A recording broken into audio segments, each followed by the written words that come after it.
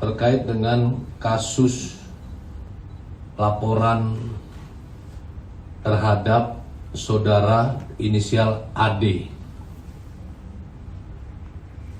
Jadi benar, tadi malam sekitar pukul 19.00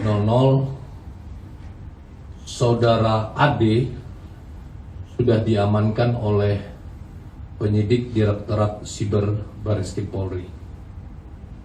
Hal ini terkait dengan tindak pidana melakukan upload atau mentransmisikan dokumen elektronik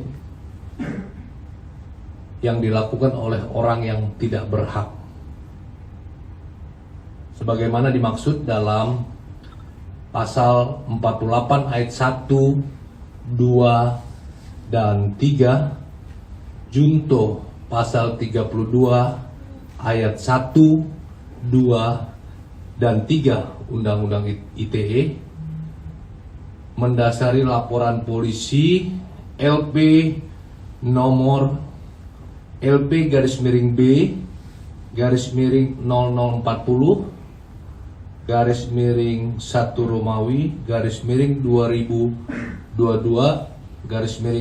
SPKT Direktorat Tindak Pidana Siber tanggal 27 Januari 2022 dengan pelapor saudara SYD.